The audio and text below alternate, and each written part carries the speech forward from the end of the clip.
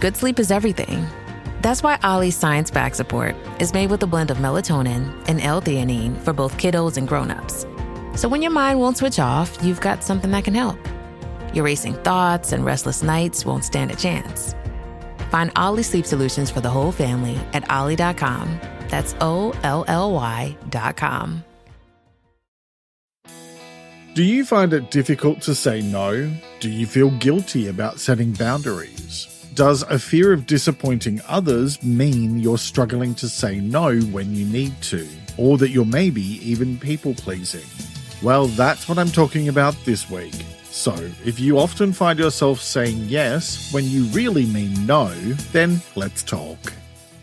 Hello, and thanks for joining me for the Let's Talk About Mental Health podcast, the independent show full of simple ideas for better mental health. If you're new here, then hi, I'm Jeremy Godwin, podcast creator and writer, and this isn't another show full of interviews or random opinions. I'm also a mental health counsellor, and each week I teach you practical and effective ways to improve your mental well-being, all based on quality research, as well as my own experience of learning to live with anxiety and depression after a breakdown in 2011 that changed my life. This is episode 258, and today I'll be talking about how to say no without feeling guilty, what it means, why it matters for your mental health, and how to do it. So, let's talk. Have you ever caught yourself saying yes to something or someone when every single fiber of your being wanted to say no, but you just felt too guilty to do it? Maybe it's agreeing to that extra project at work, or going to a social event when you'd much rather relax at home, or doing a favor for someone that stretches you far too thin. We've all been there, and it's not always easy to put our own needs first without feeling a twinge of guilt. But what if learning to say no could be the key to better mental health and a more balanced life? Well, today we'll be diving into the art of saying no without the guilt trip. I'll explore why setting boundaries can be so challenging and how shifting your mindset can make all the difference. You'll discover practical strategies to honor your own needs confidently and kindly. By embracing the power of no and working to become more comfortable with being assertive and direct, you can reduce stress, prevent burnout, and create a lot more space in your life for the things that truly matter to you. So, if you're ready to reclaim your time and energy without all the nagging guilt, then you're in the right place, because we're going to unpack how a simple 2-letter word can make a massive world of difference to your mental health and overall happiness. Now, to begin with, let's get ourselves on the same page with some definitions, and let's talk about what does saying no without guilt mean. Learning to say no without feeling guilty is about recognizing and respecting your own needs and boundaries, and understanding that it's okay to prioritize yourself, and that doing so doesn't make you a bad person. In fact, setting healthy boundaries is a vital step towards leading a more balanced and fulfilling life, as well as maintaining good mental health. And regular listeners would be aware that it's a topic I explore a lot here on Let's Talk About Mental Health, because it really does play a critical role in your mental well-being. By learning to embrace the idea of saying no as being a healthy thing, instead of something difficult or something that could potentially lead to conflict, you'll find that you're not just learning how to say no to others. You're learning how to say yes to yourself. Which, I'm aware, sounds a bit like I'm trapped in an infomercial. But really, this is about learning to be more assertive and also treating yourself with self-respect by making your needs a priority. We often feel guilty about saying no because we're conditioned to prioritize other people's needs over our own. Society often praises selflessness and being accommodating of others, which can make declining someone's request feel uncomfortable or even selfish. Plus, there's the potential for conflict. And we human beings often struggle with conflict and go out of our way to avoid it, even if that means potentially doing harm to ourselves. Now, you might worry that saying no will disappoint someone, or damage a relationship, or make you appear unhelpful. And then there's also the fear of missing out, or the anxiety that opportunities might not come around again. But it's important to remember that you can't pour from an empty cup. The fact is that continuously putting others first without taking care of your own well-being can and will lead to stress, burnout, and a sense of losing control over your own life. So, what does saying no without feeling guilty look like in practice? It involves being honest with yourself about your limits and communicating them respectfully to others. For example, if a friend invites you to a social event, but you're feeling overwhelmed, you might say, "Thanks so much for thinking of me, but I need a quiet night in to recharge." Or if a colleague asks you to take on additional work when you're already stretched thin, you could respond with, "I appreciate the opportunity, but I won't be able to give it the attention it deserves right now." These types of responses are polite and assertive, meaning that you can honor your needs without offending the other person. In terms of your mental health, learning to say no is a powerful form of self-care. Overcommitting yourself can lead to increased stress and anxiety, and it can even result in feelings of resentment. So when you take on too much, you might find yourself stretched so thin that you're unable to enjoy any of your activities fully, which can affect your mood and your sleep patterns, as well as your overall sense of well-being. By being assertive and setting boundaries and sticking to them, you're actively protecting your mental health. You're giving yourself the space you need to rest, to pursue your own interests, and to recharge when you need to. Here's the thing. You're the one in control of your life. You get to call the shots. And so that means that it's up to you to make smart choices that set you up for the best possible outcome, rather than just agreeing to everything and then ending up overwhelmed or, worse yet, finding your needs falling by the wayside. Saying no doesn't have to be a negative experience either.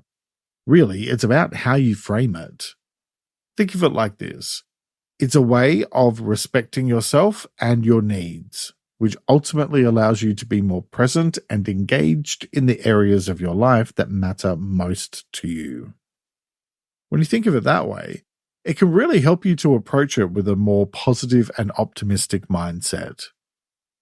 It's okay to put yourself first sometimes, and you don't need to carry around a massive load of guilt for doing so. By embracing your ability to say no without guilt, you're not just safeguarding your mental health, you're also empowering yourself to lead a more authentic and satisfying life. All right, so with that in mind, now let's talk about why saying no without feeling guilty matters.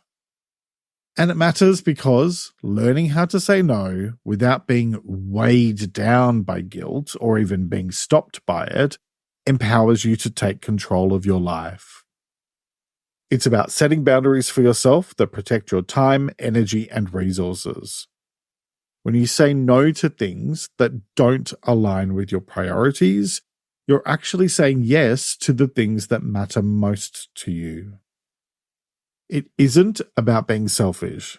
It's about being honest with yourself and with others, which creates space for opportunities that genuinely enrich your life.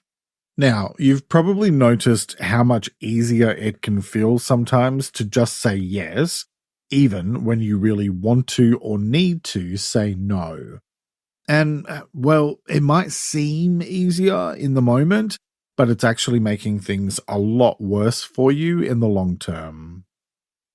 Every time you say yes to something that you either can't really commit to or don't really want to commit to, you're compromising your own needs. And over time, that can potentially lead to putting the needs of others above your own, which is harmful to your mental health. I mean, look, I'm certainly not suggesting that you turn into a selfish beast who hogs the road, eats all the snacks at home, and tells everyone to bugger off, because that's just self-absorption, which isn't healthy. But it's about finding a healthy balance between your needs and the needs of others. And remembering that nobody can or will meet your needs for you. So, if you don't look after you, who will? Generally speaking, being able to say no confidently and assertively allows you to live more authentically.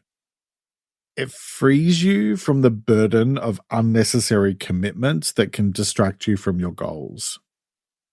When you're constantly agreeing to requests out of a sense of obligation, you might find yourself overwhelmed and stretched too thin, which can lead to stress, anxiety, and general irritation and frustration. Saying no when you need to helps you to maintain your focus on what's truly important to you, whether that's spending time with loved ones, pursuing a passion, or simply taking care of yourself. Beyond that, learning to confidently say no can have an enormous impact on your mental health and well-being. Constantly putting other people's needs before your own can result in you feeling like you're not in control of your own life, which can negatively affect your self-esteem. By learning to say no and choosing not to give in to guilt, you're acknowledging your own needs and valuing yourself, which can boost your confidence and improve your overall mood. And it also reduces the risk of burnout by ensuring you have plenty of time to rest and recharge, which we all need. Setting healthy boundaries is also crucial for maintaining balanced relationships. When you're clear about your limits, others are less likely to overstep them. This can lead to greater mutual respect and deeper understanding in your interactions, and it also sets a precedent that encourages others to be honest about their own needs, fostering a more authentic connection. Remember, you teach people how to treat you by the way you treat yourself. You're the one in control of your life, and it's okay to prioritize yourself. In fact, it's necessary. If you want to feel satisfied in your life, and if you also want to be able to show up for the people you care about in a healthy and meaningful way, you have to learn how to confidently and assertively say no to the stuff that takes you away from what really matters to you. So how do you do that? Well, let's first take a quick break to hear from the brands who help me create this show each week. This episode is brought to you by Nordstrom. Spring calls for a wardrobe refresh, and Nordstrom has the best styles of the season. From dresses and denim to standout tops and accessories, find the trends and essentials that feel right for you. Discover new arrivals from brands you love like Wave, Princess Polly, Mango, Adidas, and Free People. Plus, free shipping and returns and free styling appointments make everything so easy. Shop in stores at Nordstrom.com or download the Nordstrom app. We all have that dream trip we've been wishing we could go on, but too often life, or usually price, gets in the way. That's why Priceline is here to help you turn your dream trip into reality. With up to 60% off hotels and up to 50% off flights, you can book everything you need for your next adventure. Don't just dream about that next trip. Book it with Priceline. Download the Priceline app or visit Priceline.com and book your next trip today. Go to your happy price, Priceline. K-pop Demon Hunters, Haja Boy's breakfast meal and Huntrix meal have just dropped at McDonald's. They're calling this a battle for the fans. What do you say to that, Rumi? It's not a battle. So glad the Saja boys could take breakfast and give our meal the rest of the day. It is an honor to share. No, it's our honor. It is our larger honor. No, really. Stop. You can really feel the respect in this battle. Pick a meal to pick a side. Ba-da-ba-ba-ba. At participating McDonald's while supplies last. And welcome back. Now let's get into the how-to part of today's episode and let's talk about how to say no and not feel guilty. All right, so here are a bunch of tips for you. Pick 2 or 3 to focus on, get yourself comfortable with those, and then try another couple and gradually build over time. Okay, first, give yourself permission to prioritize your own needs, because it's absolutely essential to recognize that you have the right to put your needs first. This is probably the most important mindset shift to make so that you can begin to let go of the guilt often associated with saying no. Giving yourself permission to prioritize your well-being helps alleviate any guilt because it reinforces that self-care isn't selfish, which it isn't. It's a necessary part of looking after yourself and avoiding burnout. Remember that attending to your own needs allows you to be at your best when you do choose to help others. Try regularly reminding yourself that your time and energy are valuable resources and that it's okay to conserve them for what truly matters to you. I do this with my daily affirmations for better mental health, which are available to buy from my store. It's linked in the episode description and in the show notes. Okay, next, recognize and embrace your right to say no, because you really don't have to say yes to everything. Often we feel guilty because we believe we're obligated to meet other people's expectations, but we're not. And reminding yourself that it's okay to decline requests helps to alleviate that guilt. Regularly remind yourself of your right to make choices that are best for you without needing to justify them to others. Which leads to my next tip. Accept that you can't please everyone. And even though all I can hear in my head right now is the villain from Austin Powers Goldmember saying, well, then there is no pleasing you. I'm going to try to continue. So, silly. Understanding that it's absolutely impossible to make everyone happy frees you from unrealistic expectations because it reduces the pressure to say yes all the time.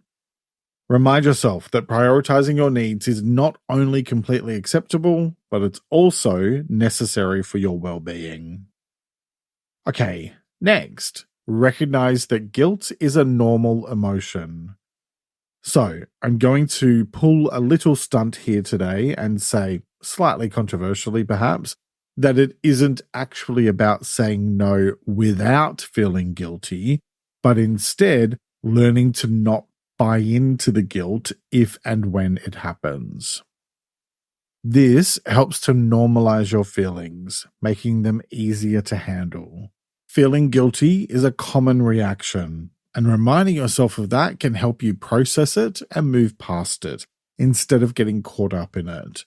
After all, it's just an emotion, and emotions are fleeting. Acknowledge the guilt when it happens, but choose not to let it dictate your actions, and remind yourself that it's okay to prioritize your needs. Next, listen to your inner voice. Pay attention to your feelings when someone makes a request of you, because your initial reaction often reflects your true desires and limits. If you feel hesitation or stress, it might be a sign that saying no is the best choice for you. Do this by taking a moment to check in with yourself before responding, ensuring your decision aligns with your intuition. Next, be clear about your priorities. Knowing what's important to you makes it easier to say no to things that don't align with your goals or values. This helps because it provides a solid reason for your decisions, reducing feelings of guilt. Take some time to identify your priorities, whether they're related to work, family, health, or personal growth. When a request comes in, assess whether it fits within these priorities. If it doesn't, you'll feel more confident in declining. Okay, next, reflect on the consequences of saying yes. Before just automatically agreeing to a request, take a moment to consider what saying yes would mean for you. This brings awareness to the potential stress or overcommitment you might be taking on, reinforcing why saying no is necessary. Ask yourself questions like, will this add unnecessary stress? Or, am I sacrificing something important to me by agreeing? And let your answers guide your decision. Okay, next, communicate assertively. Being assertive means expressing your needs and boundaries respectfully and confidently, and it reduces the chance of misunderstandings while also showing that you value your own time and commitments, as you should. You can practice this by using firm but polite language, like, I won't be able to take that on right now. Remember, assertiveness isn't rudeness. It's about honesty, directness, and open communication. If this is something you struggle with, I talked about how to be more assertive in episode 242. All right, next, keep it simple. Overcomplicating your explanation can lead to more guilt and give others room to push back. So, keeping it simple helps you stay firm in your decision. You can do this by providing a brief reason or none at all. For example, just saying, I'm unable to help this time, is more than sufficient. There's no need to elaborate unless you feel comfortable doing so. Keep your response brief and firm without succumbing to the desire to justify yourself extensively because you don't need to. And remember that no is a complete sentence. Okay, next, avoid apologizing excessively. While it's polite to be considerate of others, over-apologizing can undermine your position and make you feel more guilty. Keeping apologies to a minimum helps you stay confident in your decision and teaches you to say no without explaining yourself, because you really don't have to explain yourself. Instead of saying something like, I'm so sorry, I feel terrible, but I can't, try, I appreciate you thinking of me, but I can't commit this time. Next, offer an alternative if appropriate. If you do want to help, but just can't meet the specific request, suggesting an alternative shows goodwill without compromising your boundaries, and it maintains the relationship while still honoring your needs. For example, say, I can't help on Saturday, but I'd be happy to assist next week. Just don't say things like, maybe some other time, if you don't mean it, because that leaves you open to the person taking you up on that. Okay, next, delay your response when you're unsure. If you're uncertain about saying yes or no, it's okay to take some time to decide. This prevents you from committing to something you might regret later. You can do this easily by saying, let me think about it and get back to you. This gives you space to consider your own needs without pressure. Okay, next, focus on the present moment. Don't worry about the possible future implications of saying no. Focus on how you feel now and make the best decision for your current state. Worrying won't change anything, and you just end up stressing yourself out over something that may or may not happen. Focus on the present and treat everything else as a We'll cross that bridge if and when we come to it type of thing. Next, set boundaries ahead of time. Establishing clear boundaries is essential for healthy relationships, and it makes it easier to say no if and when the time comes. You can set boundaries by deciding how much time you're willing to give to others versus what you need for yourself and making choices accordingly. Check out episode 248 about how to set healthy boundaries for more. Okay, next, use positive self-talk. Changing the way you talk to yourself can have a huge impact on how you feel about saying no, helping to counteract guilt by reinforcing your right to make choices for yourself, which build your self-esteem and your confidence. You can do this by consciously replacing negative thoughts like, I'm letting them down, with positive ones like, I'm taking care of myself, which is important. Your needs matter, and it's up to you to take care of them. Next, prepare and practice your responses. If you find yourself getting anxious or tongue-tied in the moment when trying to say no, then having a few go-to phrases ready can make it much easier and less stressful. Try writing down and rehearsing polite but firm responses like, I won't be able to commit to that, but thank you for thinking of me. The more times you say it to yourself out loud, the more comfortable you become with speaking those words if and when you need to. Okay, next, remember the benefits for your well-being. Reminding yourself why you're saying no can reinforce your decision and reduce guilt, because it turns your focus to the positive outcomes for your mental health and overall well-being. Consider how the extra time will allow you to reduce stress, or rest and recharge, or engage in activities you enjoy, because self-care is necessary for good mental health. Okay, next. Understand that others will respect you more. Let me just be blunt here. Saying yes to everything doesn't make people respect you. It makes people take advantage of you. Often we fear that saying no will damage our relationships, but the opposite can be true. People are likely to respect you more when you're honest about your limits, and remembering that helps to reduce guilt. Setting boundaries actually strengthens your relationships rather than weakening them, and sometimes a little conflict can actually help move your relationship forward by leaps and bounds.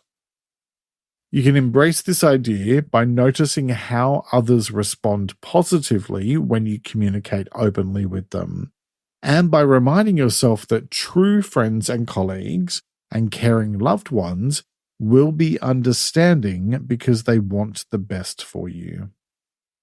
Because when it comes to saying no without feeling guilty and your mental health, what it all boils down to is this. Saying no isn't about being selfish. It's about setting boundaries and making space for what truly matters to you.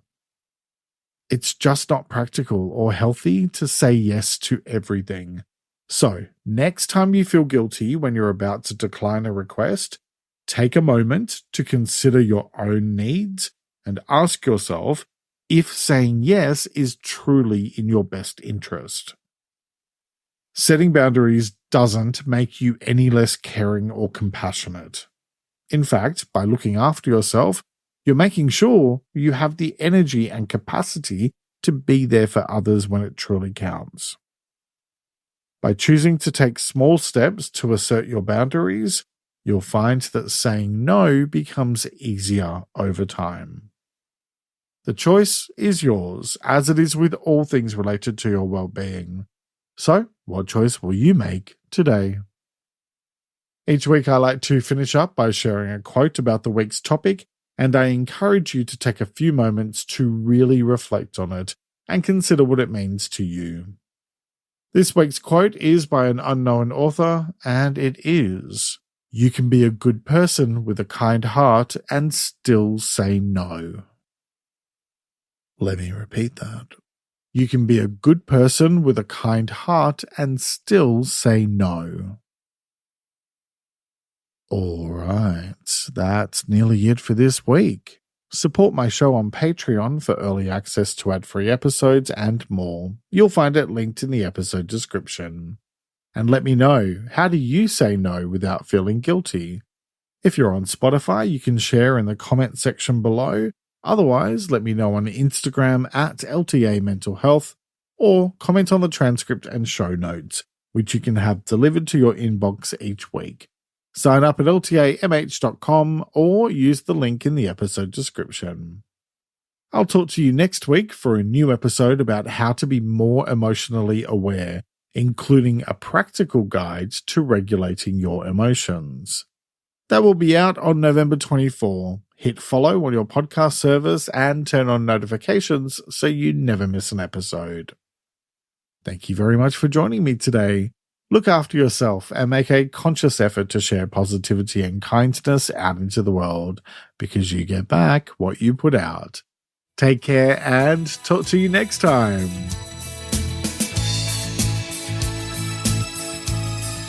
Let's Talk About Mental Health is an independent program proudly produced by Reconnaissance Media.